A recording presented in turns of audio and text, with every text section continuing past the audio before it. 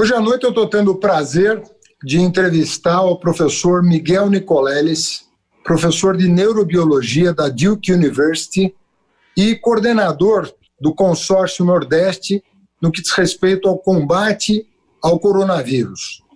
Muito boa noite, Miguel Nicoleles. Boa noite, Fernando. Muito obrigado pelo convite. Estamos tentando sobreviver. Você está em que cidade nesse momento? Nesse momento estou em São Paulo mesmo. Está em São Paulo? Sim. E está cumprindo com o isolamento social? Claro, não. Eu estou aqui na minha casa e minha família está na casa da minha mãe, né? Então nós estamos supervisionando ela e eu tentando trabalhar daqui mesmo.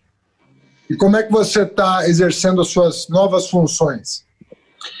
Nós estamos usando todos os recursos, né, da internet para coordenar o trabalho.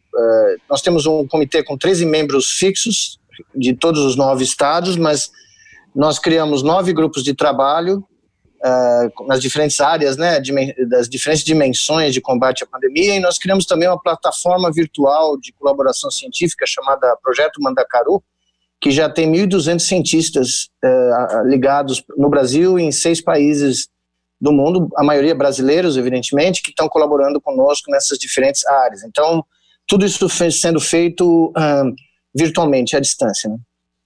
Miguel, eu vou ser aqui um pouco, eu vou fazer o papel do cidadão que está procurando se informar, procurando obter dados sobre a questão da pandemia, mas que ainda se sente confuso sobre o que de fato está acontecendo. Não por culpa de quem está buscando informação, mas por culpa da escassez de informação e muitas vezes da contradição que existe dependendo do emissor, dependendo de quem está oferecendo a informação para você. A impressão que eu tenho, e eu queria que você me situasse, a impressão que eu tenho é de que esse movimento de isolamento social patrocinado pelos governadores e prefeitos, quase que a revelia do presidente da República, é responsável por uma minoração, por uma diminuição da velocidade de contágio e, portanto, tem produzido efeitos satisfatórios. A pergunta que eu não sei responder, e queria que uma pessoa com as suas qualificações me ajudasse, é em que medida, ou seja, onde nós estaríamos sem isolamento social e o que nós poderíamos fazer adicionalmente ao que temos feito para melhorar ainda mais a nossa situação com vistas à flexibilização desse isolamento num futuro próximo. Primeiramente, eu acho que nós temos uma situação muito peculiar no Brasil, porque nós estamos convivendo com uma pandemia no meio de um pandemônio, né? Então, é o único país do mundo que eu saiba, né, que nesse momento tem uma crise institucional política gravíssima, onde, como você falou, não existe uma mensagem vinda do governo federal clara, transparente, homogênea, e as pessoas estão tendo uma notícia de manhã, ou uma visão de manhã, e outra tarde, né? Então isso confunde totalmente. Você tem toda a razão, o distanciamento social é a única ferramenta efetiva nesse momento no mundo inteiro, e os dados que já estão sendo publicados, acabei de receber um trabalho da Itália aqui, que acabou de sair numa das maiores revistas do mundo, americana, mostrando que se os italianos não tivessem feito o isolamento, o distanciamento social, mesmo que tardio, no final de fevereiro, começo de março, eles teriam 45% mais mortes e mais 50% mais casos infectados na Itália, que já foi um Deus nos acuda. Para você ter uma ideia, quando você compara a Suécia com os outros países da Escandinávia, a Suécia decidiu não fazer o isolamento social como o resto da Europa. Mas a Finlândia, Dinamarca e Noruega fizeram confinamentos ou distanciamentos extremamente rigorosos. A Suécia teve 8 vezes mais mortos, cruzou os 2.500 mortos, é um país pequeno, né, comparado com o Brasil, talvez a cidade de São Paulo seja o tamanho da Suécia inteira, 10 milhões de habitantes e tal, 8 vezes mais mortos do que a Finlândia, Dinamarca e Noruega. E nós temos estudos do consórcio feitos por nossos colegas do Ceará, mostrando que claramente no momento que o governador para decidir o teu decreto de distanciamento, 4 dias depois, 5 dias, você vê as duas curvas se desviando. A curva teórica, né, que é uma exponencial explosiva, e aí você achata a curva. Nós publicamos isso no nosso boletim número 5, que saiu na sexta-feira, mas você não precisa saber nada de matemática, é só você olhar a diferença das duas curvas.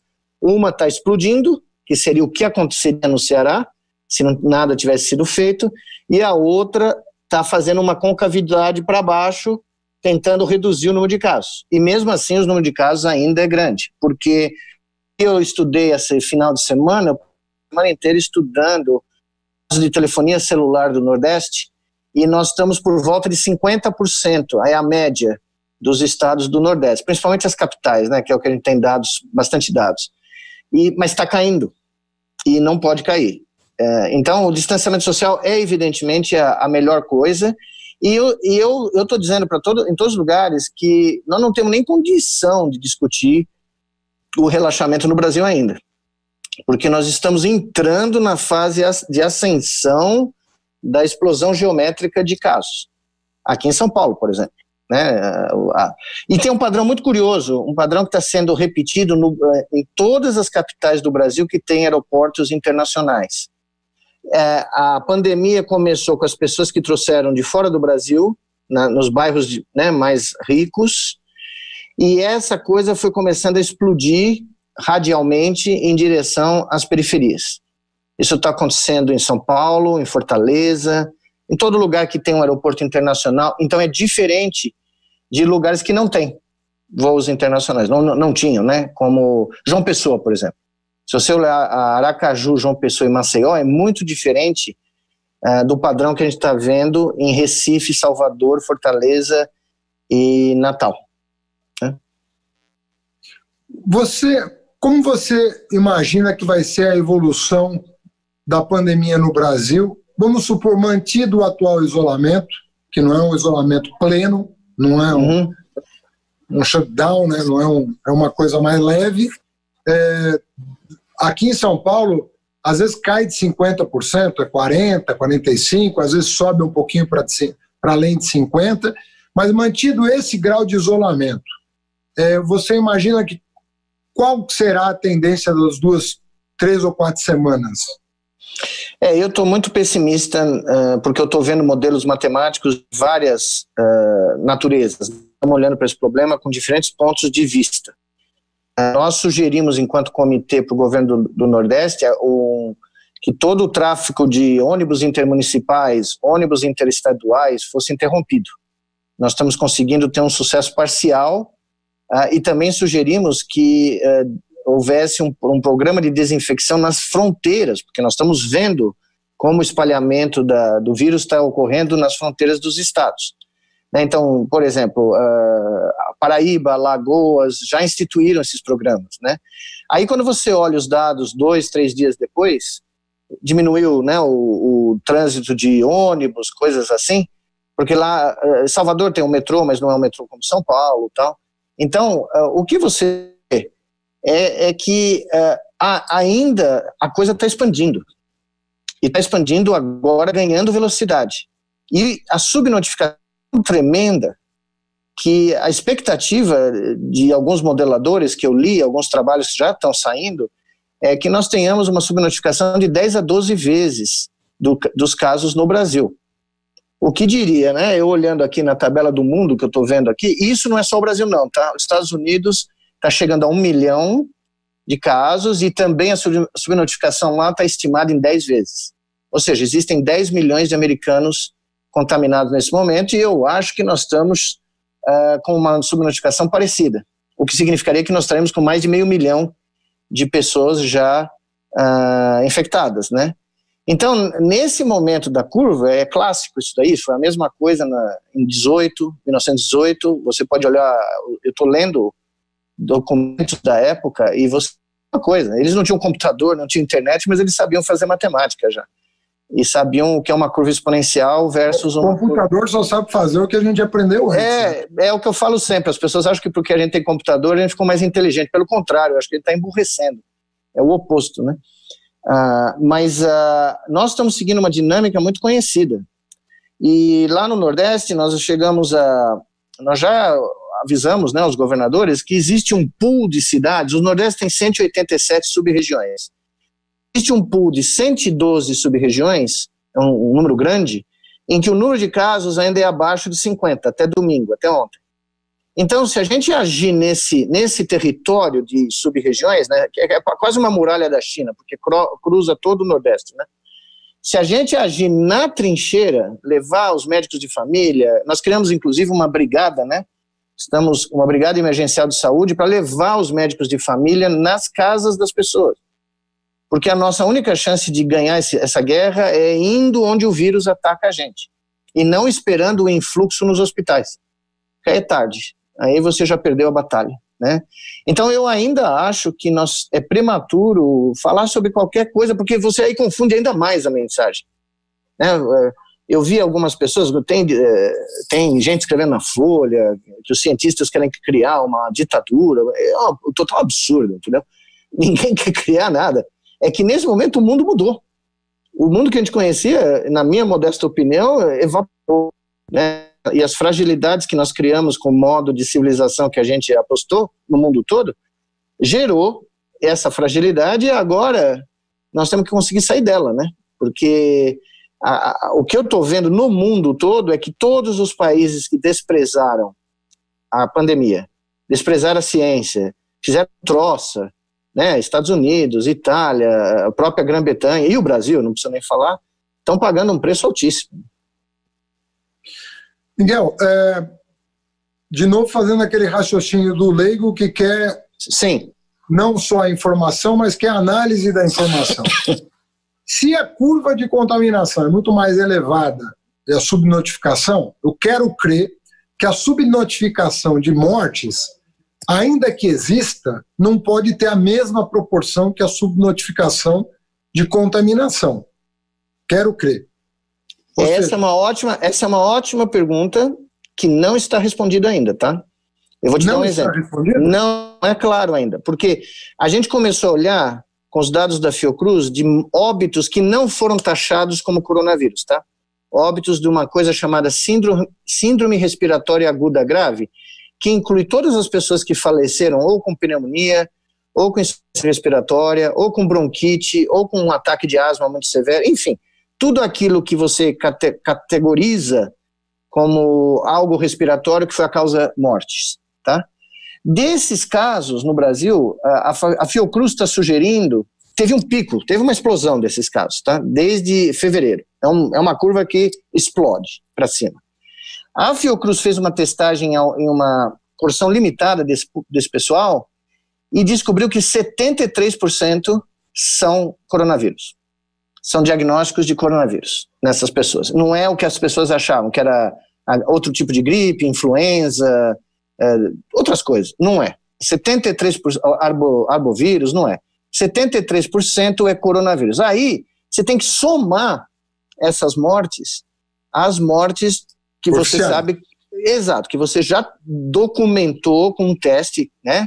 Porque, veja, tem outro complicante. Os testes rápidos não estão sendo sensíveis ou eficazes no mundo todo, não é só nós, mas nós estamos com um problema para ter confiança nesses testes. Então, quando você soma isso, a subnotificação de óbitos talvez não seja 10, como eu falei dos casos, mas ela está numa zona ali razoavelmente alta. Tá? Eu não vou te dar um número ainda porque não tem um consenso, mas ela está entre 2 e 5 vezes. Pode ser 3, 4, 5, pode ser algo assim. Não é o número de óbitos que você vê. E eu vou te dizer porque também eu tenho certeza disso. Não certeza, eu estou bem a acreditar nisso. Porque quando a gente olha no número de óbitos, a gente consegue fazer nos modelos matemáticos um ajuste muito bom com um índice de infectabilidade, que a gente chama de R0, de 2. O que significa uma pessoa contaminando outras 2. E esse é um índice muito baixo. Tá? Muito baixo. Na China, por exemplo, ficou entre 3 e 4. Em alguns lugares onde a infecção foi gigantesca, como em Bérgamo, lá na Itália, né, ele ficou entre 3 e 4. E como esse parâmetro é vital para você definir a dinâmica daquela curva lá exponencial, Se você aumenta ele de 2 para 2,7, que não é um grande aumento para nossa realidade, o número de mortos vai para cima tremendamente, entendeu? Então, a gente descobriu o índice de infectabilidade basal dos dados subnotificados que são os oficiais do Brasil. Então, a gente sabe que não é abaixo de 2 nesse momento.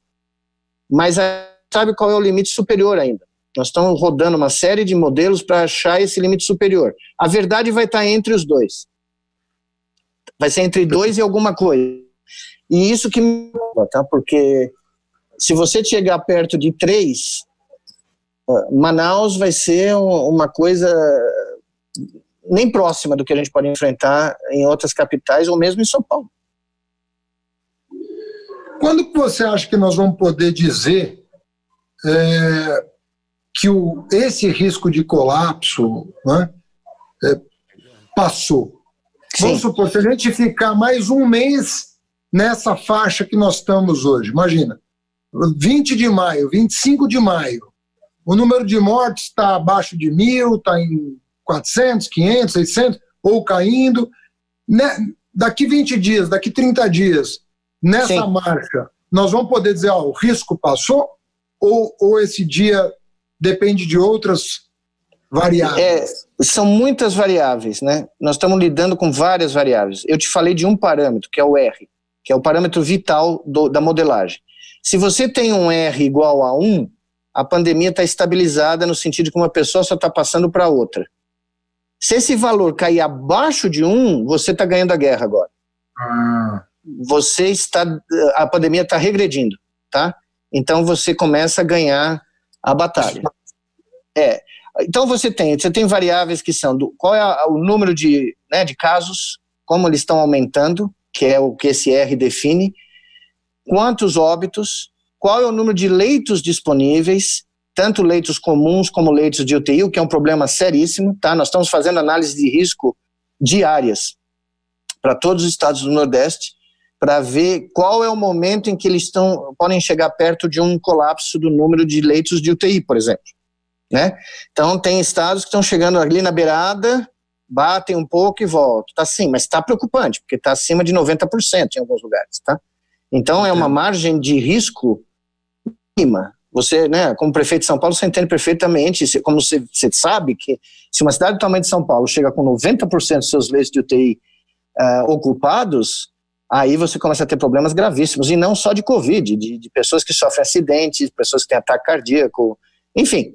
E eu acabei de postar, se você puder dar uma olhada depois, eu acho que vale a pena, um artigo acabou de sair no Financial Times, uma análise de óbitos em 14 países e 14 grandes metrópoles, mostrando a explosão 60% a mais do que os casos de óbitos no mundo relatados de Covid, tá? Acima das médias dos anos anteriores, sugerindo que tem mortes não relatadas de Covid, claro, mas tem outras mortes ocorrendo por falta de acesso médico, de infraestrutura hospitalar. Tá? Porque tem gente que não está sendo atendida por outras razões. Né? Exatamente. Em Manaus, por exemplo, a gente pode ver isso claramente. Um hospital lá, o maior hospital público, eu estou bloqueando o nome, mas me falaram ontem que agora não consegue atender mais ninguém, a pessoa chega com infarto, para onde ela vai? Não tem para onde ela ir. Né? E tem também uma questão que ocorreu em Nova York, em Londres, e que eu lamento, mas eu acho que está acontecendo no Brasil também, que são os óbitos em casa. As pessoas esperam para ir no médico, porque tem receio de pegar alguma coisa no hospital, e elas falecem em casa. Em Nova York, em Londres, isso aconteceu tanto de pessoas mais idosas, mas também de pessoas mais jovens, que esperaram demais. Por isso que nós fizemos ontem, na sexta-feira, a recomendação do uso daquele oxímetro de dedo. Eu tenho aqui, inclusive, das equipes de medicina da família.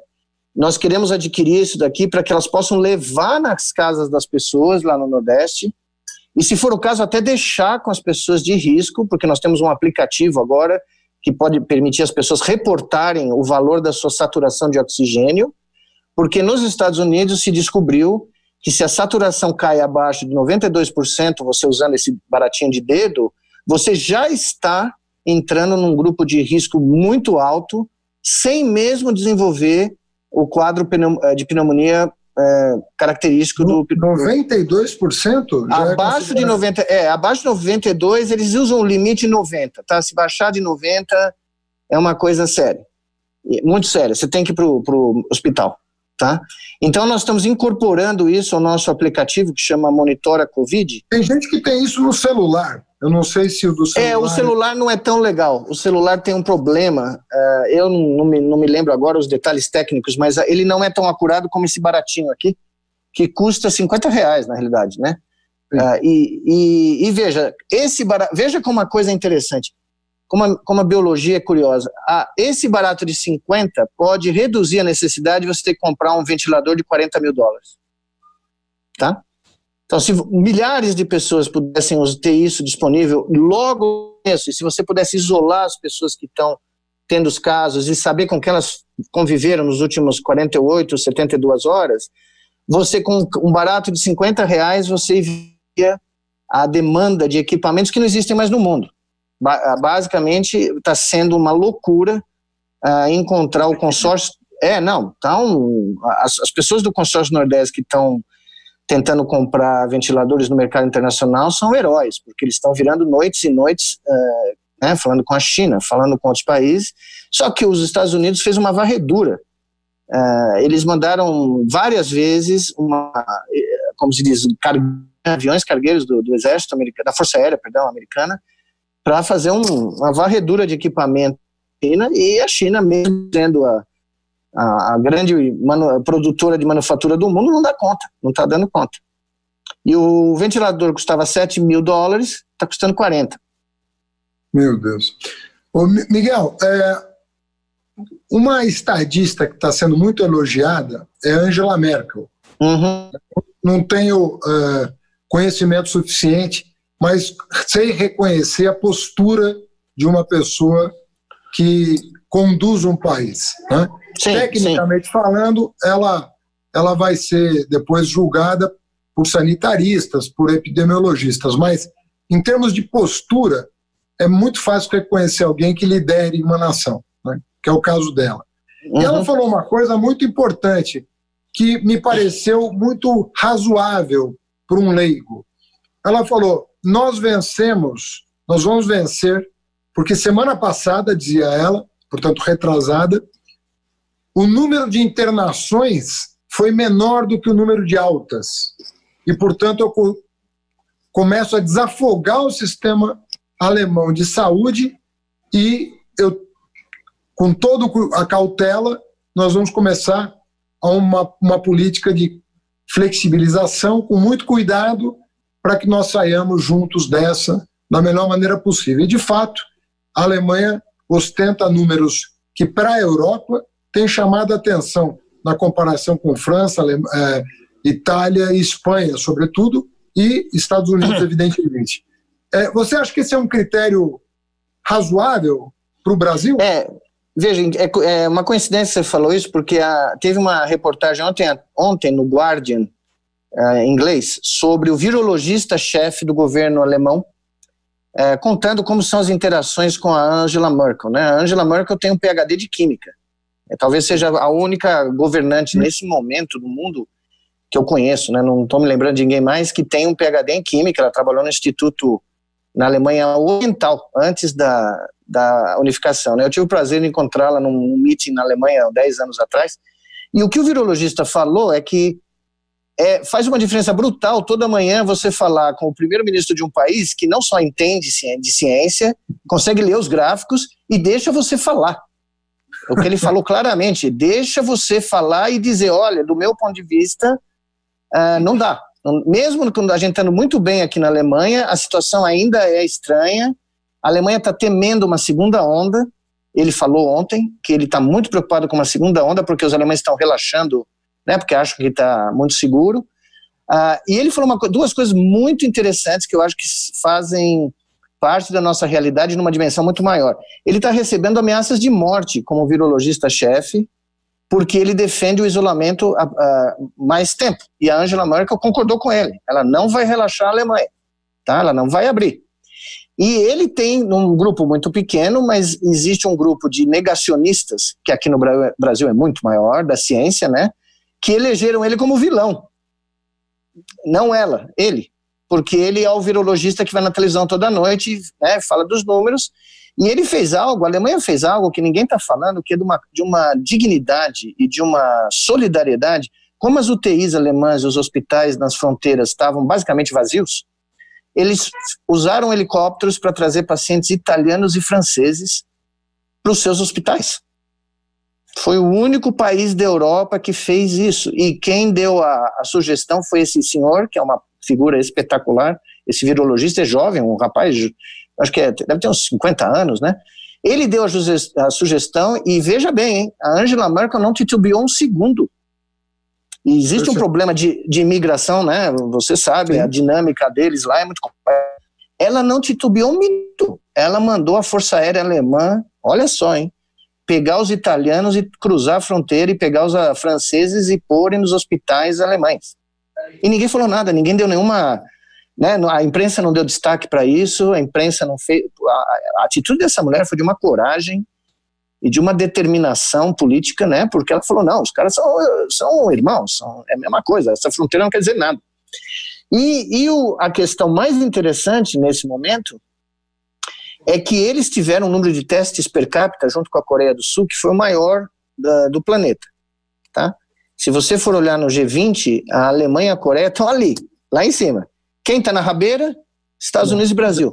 Nem preciso dizer. Não, mas pensa bem, Estados Unidos, olha o choque, eu estou, né, eu estou em contato contínuo com o pessoal da universidade e tal, mas o choque que está sendo para os americanos se encontrarem lá na rabeira, junto conosco, em número de testes per capita, você não imagina, é uma coisa assim, as pessoas estão pirando. Inclusive hoje, não sei se você viu, o New York Times relatou o médico-chefe de um dos hospitais de Nova York, lá do Brooklyn, cometeu suicídio. Ele não aguentou a pressão do que ele viu. E era um homem experimentado. Você está diante de um presidente americano que recomenda às pessoas tomar desinfetante. Algumas das quais foram a óbito em função da recomendação dele. Então nós estamos falando de uma pessoa que tem muita dificuldade cognitiva, né? Então, mas é um fenômeno mundial. É um fenômeno mundial, inclusive no meu novo livro eu descrevo isso sob o ponto neurofisiológico, como esse vírus informacional que está por trás de todas as fake news, de todas as loucuras que estão sendo feitas, né, de transmissão de informações falsas, continuamente, como isso gerou uma pressão sobre o cérebro humano a ponto das pessoas começarem a acreditar nessas barbaridades. Então, novamente, o New York Times relatou que 30 pessoas foram atendidas de emergência em Nova York porque seguiram o conselho de um desqualificado completo de beber água sanitária. Tá? Então, nós temos um problema muito sério. Quando a pandemia melhorar, porque ela ainda vai levar muito tempo para a gente se livrar dela, não vai ser um troço de meses, tá? Porque o vírus vai ficar endêmico entre nós agora, não há a mínima dúvida disso.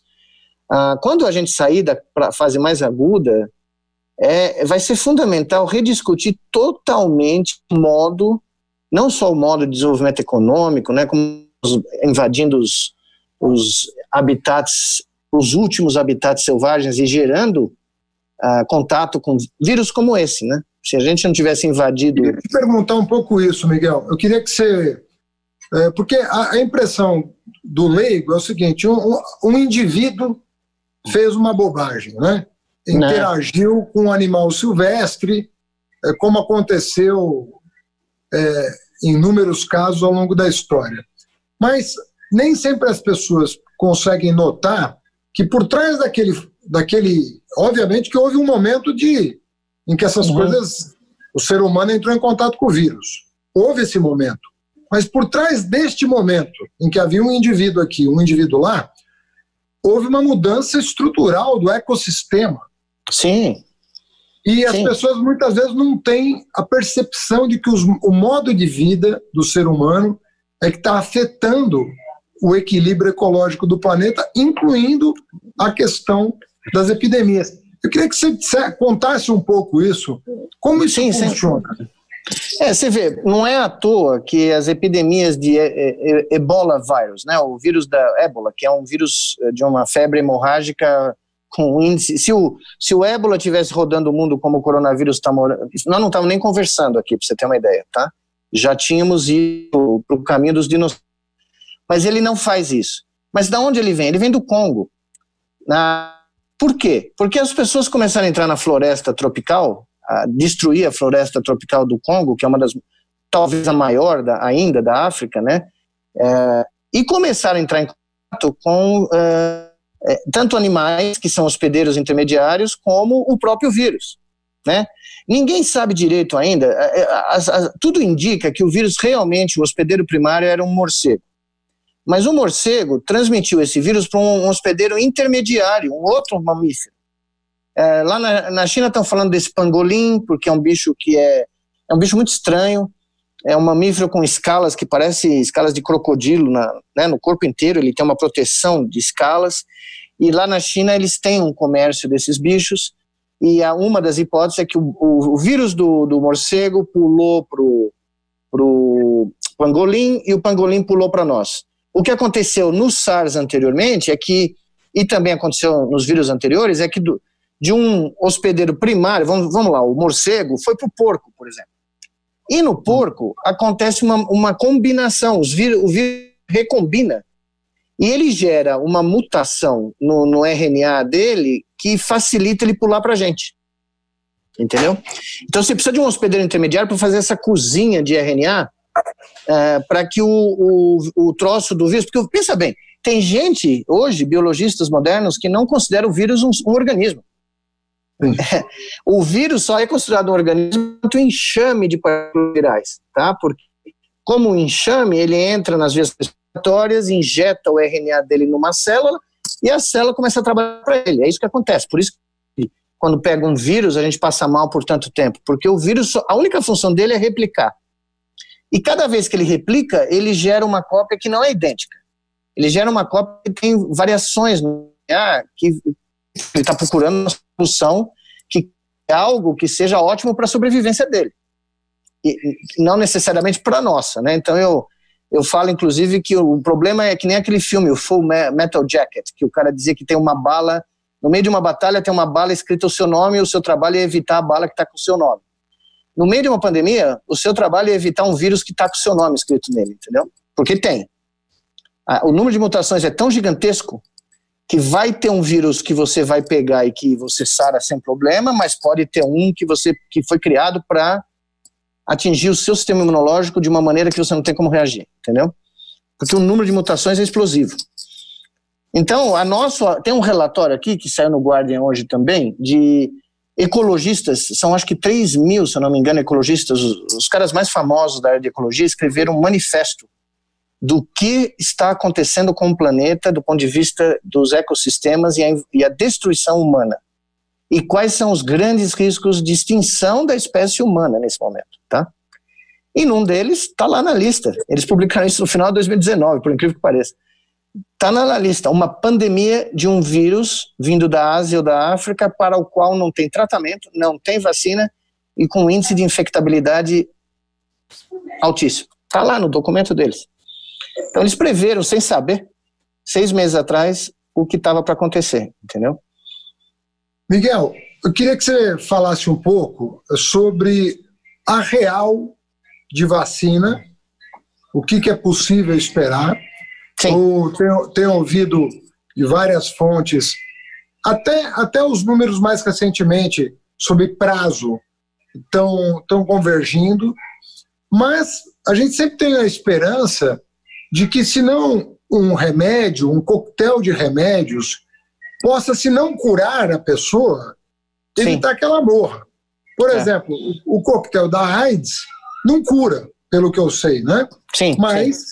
Mas dá uma expectativa de vida que às vezes a pessoa morre de outra coisa até e não morre de AIDS. Então, um pouco essa cura e vacina, o que nós podemos esperar? Bom, a Nature publicou um trabalho 10 dias atrás, que nós temos no nosso site. Aliás, o nosso site, se eu puder mencionar, é Comitê Científico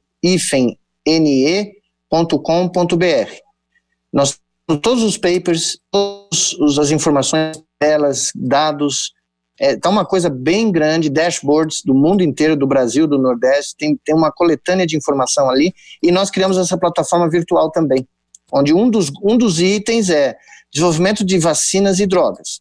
A Nature relatou há 10 dias que existem, de acordo com ela, 78 projetos no mundo de vacinas viáveis, que ela considera que tem alguma chance de chegar a termo, a um bom termo. O Brasil, inclusive, tem vários projetos já, né? Em São Paulo, na Fiocruz, é importante ressaltar, a Fiocruz foi considerada pela Organização Mundial da Saúde das instituições no mundo com direito de receber amostras do coronavírus de todos os lugares para ajudar a Organização Mundial da Saúde a definir políticas. Ou seja, a Fiocruz é um patrimônio da humanidade e é um patrimônio brasileiro que tem que ser tido como tal, né? Pois bem, as vacinas é uma coisa muito imprevisível. O prazo que todo mundo está falando, 12 meses, é o prazo padrão, tá? É o que você fala de qualquer novo vírus. Mas como tem um esforço tremendo, um esforço concentrado do mundo inteiro, os Estados Unidos liberam bilhões de dólares para os laboratórios se engajarem numa pesquisa de vacina, né, o National Institute of Health. Eu fiz uma proposta de liberar 5 bilhões de reais no Brasil, emergencialmente, para os cientistas brasileiros terem recursos, a Fiocruz e os outros laboratórios brasileiros, para poder, né, avançar as pesquisas, mas até agora, evidentemente, não teve nenhuma resposta, né? Não vai ter, eu acredito. Então, eu acho que a vacina é uma grande aposta, é a melhor aposta. Nós temos que ver, tem muita informação contraditória de qual é a verdadeira magnitude da resposta imunológica que você tem quando você tem coronavírus. Tem alguns trabalhos dizendo que a resposta não é tão forte como eles imaginavam, ou seja, você tem uma versão meio fraca, uma gripe comum, né? Você não passa mal, não vai para o hospital. Eles estão vendo que você produz um tipo de hemoglobina que é a aguda, mas você não produz um grau de imunoglobulina, de anticorpo crônico alto. Então você pode até ter outra vez. Essa é uma das possibilidades. Em Singapura, tendo isso. As pessoas tratando lá precisa ser vaccinado e tal, mas pessoas que aparentemente tiveram uma segunda vez, né? E o outro problema é que você tem que testar isso intermediariamente. Você não pode pegar uma vacina que a não ser que nós tenhamos um cataclisma, né? Muita gente falecendo, você tem que fazer estudos intermediários. É por isso que demora. E quando você faz um estudo, pra você ter uma ideia, você não pode mais fazer em chimpanzé e orangotango, não pode mais, é proibido a partir de alguns anos atrás, mas quando se fazia, eu recebi essa informação, 30% das vezes você tinha uma vacina que funcionava no orangotango e num ser humano. E como você só pode fazer em macaco rezo agora, o último teste, essa porcentagem é muito inferior, tá? Então, por isso que tem que ter muitas vacinas sendo testadas ao mesmo tempo. Você não pode apostar tudo num projeto, tá? Porque tem muitas variáveis envolvidas. Agora, é a melhor esperança nesse momento, não tem nenhuma droga mágica. Nós fizemos um comunicado na sexta-feira no Boletim 5, eu acho que foi o comunicado mais forte, tanto que foi reproduzido na Folha de São Paulo. Hoje eu descobri que o Panamá pegou o nosso boletim e criou uma comissão no Panamá baseado nesse boletim, dizendo que a hidrocloroquina e a cloroquina não tem efeito nenhum comprovado, nada, tá? Não tem. Nada. E o NIH, que é o National Institute of Health americano, que está sob uma pressão tremenda do Trump, emitiu uma nota na quarta-feira passada dizendo que não há nenhum tipo de recomendação viável com base científica da droga para nenhuma fase do coronavírus. A única indicação que o NIH permite é para estudos clínicos que visem estudar se pode ter uma ação ou outra combinada com outras drogas, né? Mas ela em si, a França baniu, a Suécia baniu, você deve ter notado que o Trump de falar na coisa, porque ele ele deve ter tomado uma invertida ali de algum cientista do Task Force, que foi incrível, porque ele parou de falar, né? E o NIH, que é um órgão do governo federal, mas é de uma independência muito grande, foi taxativo, tá? A comissão do NIH fez um comunicado forte e nós endossamos aqui no nosso Comitê do Nordeste. Miguel, Comparando continentes, a gente vê que o subcontinente sul-americano parece estar com números bem melhores do que os demais. O Brasil é o que está preocupando o subcontinente, por incrível que pareça, né? Sim. O Alberto Fernandes não sabe mais o que fazer na relação com o Brasil, o presidente da Argentina. A todo momento preocupado com a fronteira, evidentemente, entre os países vizinhos e com uma interação entre pessoas muito grande. E ele lá tomou decisões muito duras, está colhendo os benefícios das decisões duras que tomou. Mas o que você diria que está acontecendo na América do Sul? É um problema cronológico, ou seja, começou depois aqui, é um problema de estação do ano. Nós estamos no outono só agora, eles estão saindo do inverno no hemisfério norte. O que é possível dizer a respeito dessa discrepância de dados? Tudo leva a crer que nós somos o último, a última destinação de um vetor que começou provavelmente lá na China, se espalhou pela Ásia, pela Europa, pelos Estados Unidos, pelo fluxo aéreo também, né, fluxo de aviões. E como nós temos, evidentemente, um fluxo de aviões para a Ásia muito menor do que o hemisfério norte, e isso se vale para o Brasil como para a costa oeste da América do Sul, né?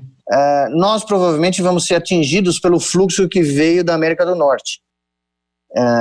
Ou o que no Brasil, tudo leva que a maioria das versões, vamos dizer assim, cepas do coronavírus que chegaram aqui vieram da Itália, vieram da Europa, nos voos que a gente falou. Mas no Ceará, por exemplo, teve muito voo fretado dos Estados Unidos. O nosso espaço aéreo foi fechado tardiamente, muito tardiamente. O ex-ministro, agora ex-ministro da Justiça, deveria ter fechado o espaço aéreo brasileiro no começo de março. Porque tudo levava a crer que nós íamos receber isso vindo de Nova York, do sul dos Estados Unidos, da Califórnia e tal. Mas nós deixamos espaço aéreo quase um mês aberto, além do que era recomendado, né? Então, e veja bem, o outro fator, são várias variáveis. O outro fator é como você falou, o inverno está chegando. Então, no Brasil, todo mundo sabe que existe uma sazonalidade de outras doenças que acumulam no inverno. Outras doenças que vão, como a influenza, a dengue, a chikungunya, e eu estou chamando isso da tempestade perfeita, entendeu?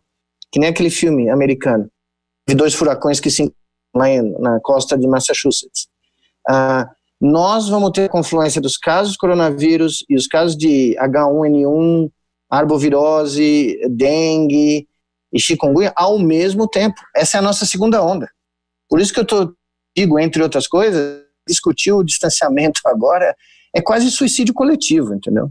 É quase você ir para a ponta do abismo e falar, tá bom, vamos pular e esperar que o paraquedas abra, né? Não vai ter paraquedas. Nós vamos enfrentar um número de casos disso tudo misturado muito grande. Miguel, o Nordeste está fazendo alguma coisa de diferente que você destacaria em relação, por exemplo, ao Sul-Sudeste do país?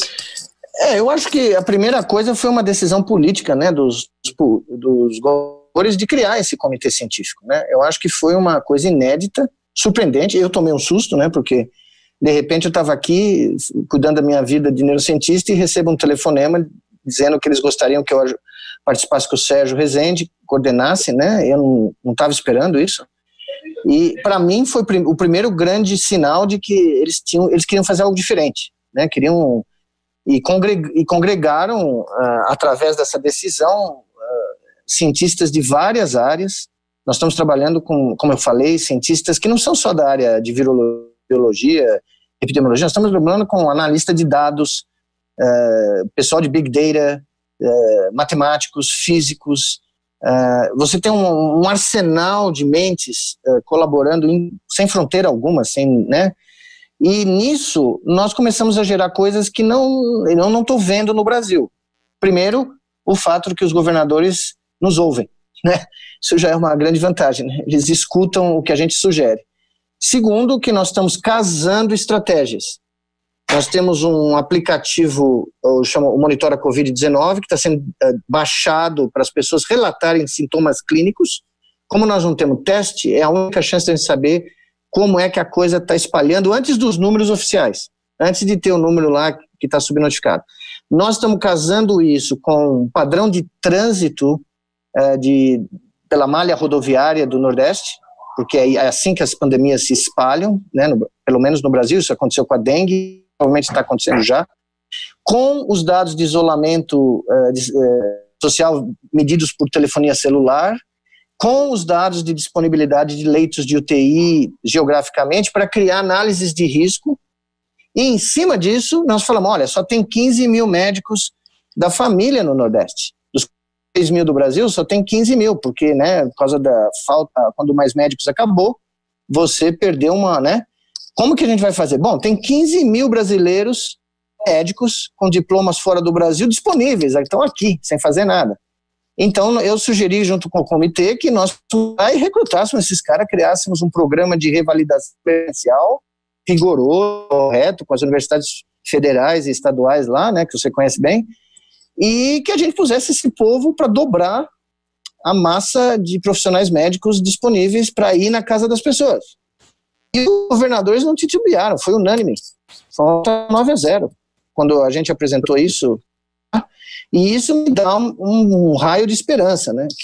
Que tem gente que está ouvindo a lógica científica e eles estão, até o momento, nós não tivemos dificuldade nenhuma das nossas recomendações serem aceitas, né? Deixa eu te perguntar uma coisa, Miguel. A ciência brasileira, ela, obviamente, que ela não é homogênea. Em algumas áreas do conhecimento, ela é top, em algumas Sim. áreas ela é mais atrasada. Mas, no geral, os cientistas brasileiros são respeitados no mundo, e quando houve ameaças, inclusive de governos do atual e de passados, em fechar a CAPES, em fechar a CNPq, a comunidade internacional, a comunidade científica internacional reagiu, mandando carta para o presidente, etc, etc. Nessa área específica, né, na área de ciências médicas, ligada à epidemiologia, como é que está a ciência brasileira? Eu pus isso num livro, alguns anos atrás, eu fiz esse levantamento para um livro contando a história do instituto lá do Rio Grande do Norte, né, do nosso instituto.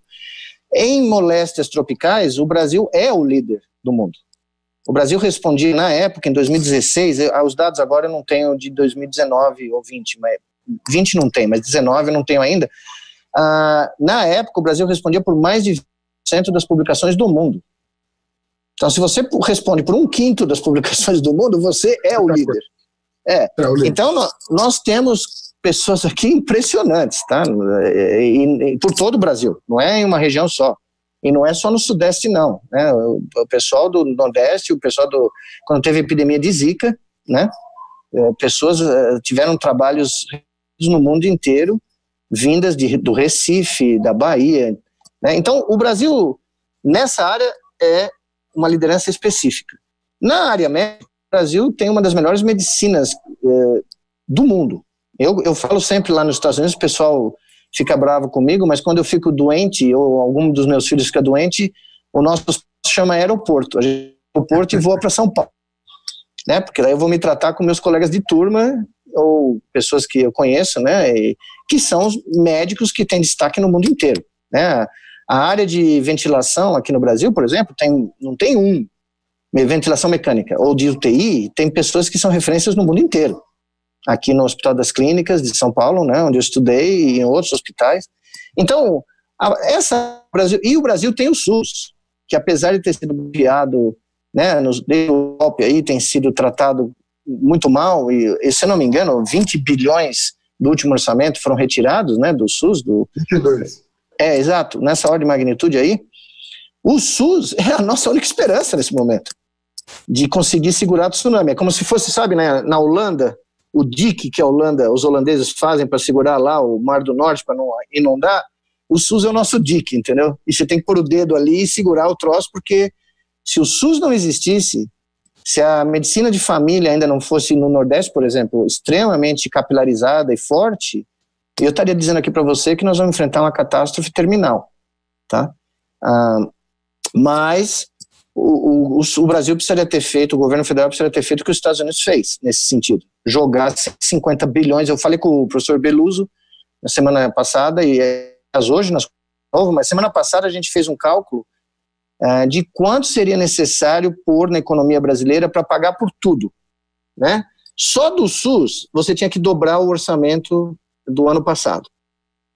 E esquecer, você emite o dinheiro, joga lá e depois você vê o que você faz, entendeu? Como os Estados Unidos estão fazendo, esquece. Quem vai discutir a dívida, a economia nesse momento, né? Na conta do professor, se nós fôssemos fazer o negócio direito, nós tínhamos que pôr R$1 trilhão na economia brasileira, tá? O que equivaleria a 50% do orçamento próximo, né? 50% do orçamento anual, que é o serviço aí da dívida pública federal, é mais ou menos isso, para conseguir segurar o rojão, tá? Aí eu falei, professor, os Estados Unidos jogou 2 PIBs e meio do Brasil na economia deles, equivalente a 2 PIBs e meio em um mês, tá? E as pessoas estão passando fome lá. Eu tenho notícia em Nova York, as pessoas estão fazendo fila para pegar naqueles como a gente chama isso, a Cruz Vermelha, distribuição de alimentos em Nova York. Aqui no Brasil as pessoas não têm noção do que é isso. Centenas de pessoas, tá? E nós vamos passar por isso. Só que, sem o governo federal que raciocina, eu não estou nem entrando a disputar política, porque nem existe mais isso, sabe? Para ser honesto, isso daí já foi para o baú. A disputa agora é uma disputa humanitária. Nós queremos ter uma crise humanitária histórica no Brasil ou não? Essa é a bifurcação. Nós queremos ter 200 mil mortos no Brasil, ou nós vamos fazer alguma coisa para evitar chegar numa situação dessas, né? E para mim isso é um discurso básico, a resposta é clara, né? Mas no Brasil de 2020 ela parece não ser, né? O que me assusta muito. Miguel, nós estamos caminhando aqui para o final da entrevista, infelizmente eu teria dia inteiro para te entrevistar. Não, seria um prazer. De tanta coisa que você tem para contar, mas eu queria fazer uma pergunta de caráter mais pessoal sobre... Nós nos conhecemos uma situação muito peculiar. O Brasil estava bombando, sim. O MEC estava com recursos para investir pesado em pesquisa, e você me procurou para ajudá-lo a montar o campus de Macaíba, lá no Rio Grande do Norte, que é colado ali, quase a região metropolitana de Natal. E você tem um projeto de pesquisa muito ambicioso, você trabalha na interface cérebro-máquina, quer dizer, você com impulsos cerebrais apenas conseguir mover um exoesqueleto que permitisse a paraplégicos, tetraplégicos voltar a ter movimento dos seus membros, né, a partir desse exoesqueleto. Uma coisa absolutamente inovadora que chamou a atenção da Suécia, chamou a atenção do comitê do prêmio Nobel, enfim, um negócio espetacular. Essa tua pesquisa, qual é o estágio em que ela se encontra depois do que eu assisti da Copa, do que você... Em que pé ela está nesse momento? Então, nós conseguimos, depois da Copa, para nossa grande surpresa, documentar e demonstrar que o uso dessa interface cérebro-máquina em pacientes paraplégicos crônicos, né, pacientes que estavam há mais de uma década, as nossas pacientes estavam há 13 anos paraplégica completa, nós demonstramos em todos os pacientes que seguiram treinando depois da Copa, a melhora neurológica, que nunca havia sido documentada nesse tipo de paciente. Então, as pessoas recuperaram movimentação voluntária dos membros inferiores, de músculos dos membros inferiores, alguns deles recuperaram movimentos postos, 4 deles, e tiveram recuperação sensorial e recuperação visceral. Essa paciente que eu acabei de mencionar, ela recuperou tanta sensibilidade perineal que ela decidiu engravidar e teve um bebê, depois de 15 anos. E o parto só não foi normal porque, evidentemente, ela tinha osteoporose da pelvis, então era mais recomendado fazer uma cesárea, mas ela teve uma gravidez normal, ela sentiu o bebê, foi uma coisa emocionante, uma das coisas mais emocionantes que eu vi na minha vida. Eu nunca vou esquecer o rosto dessa moça, que é uma moça, né, um jovem, falando para mim, eu estou sentindo o meu bebê me chutar, né? E aí nós publicamos esses trabalhos, o último agora em 2019, e de 16 a 19 nós recebemos o prêmio da Nature, da Scientific Reports, que é uma das revistas da Nature, né?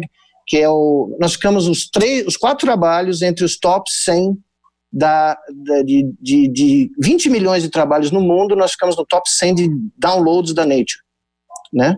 Ou seja, repercutiu no mundo inteiro. O nosso videozinho que mostra todos os pacientes caminhando, porque 3 deles agora não precisam do Exo, ou não precisavam, né? Para caminhar, eles só precisavam de um apoio do corpo, uma pequena dose de eletricidade por fora na pele, apoiar a contração deles, e eles andavam, né? Porque é impressionante. E esse trabalho foi publicado faz ou menos 8 meses, e ele acabou de receber o top 100 antes do começo da pandemia, né? Não deu tempo nem de falar disso, né? E isso é muito importante porque foi feito aqui, né? Foi feito como parte do projeto que você ajudou a tirar do chão, né? O Campus do Cérebro está lá, resistindo a tudo e a todos, atendendo 50 mil mulheres por ano gratuitamente, porque o nosso Centro de Saúde Materno-Infantil virou referência do Nordeste, né? Treinando meninos e meninas no mestrado em neuroengenharia. E o curioso é que, apesar do governo Temer ter cortado a verba das nossas escolas, nós já tínhamos 11 mil crianças que tinham passado por 10 anos nas escolas de ciência que você ajudou a gente a criar lá. Esses meninos estão nos ajudando no projeto Mandacaru agora. Porque eles estão fazendo doutorado fora do Brasil, estão fazendo doutorado em universidades e se uniram a gente, né? Esse exército que foi criado lá em Macaíba está ajudando o Brasil agora. Eu falei com o Miguel Nicoleles, meu grande amigo, fã de uma pessoa que se dedica à ciência e ao Brasil, não é uma pessoa que esqueceu o Brasil porque brilhou fora daqui, mantém seus vínculos, seu amor, sua família aqui, e foi um prazer muito grande te entrevistar aqui na UOL TV. Toda segunda-feira às 8 horas eu entrevisto uma pessoa ilustre, como você, brasileiros que se dedicam a esse país, e foi uma satisfação muito grande. Na próxima segunda estaremos com um novo convidado, sempre às 8 horas, UOL TV e redes sociais. Obrigado, Miguel. Boa noite para todos. Muito obrigado. Obrigado, Fernando. Valeu.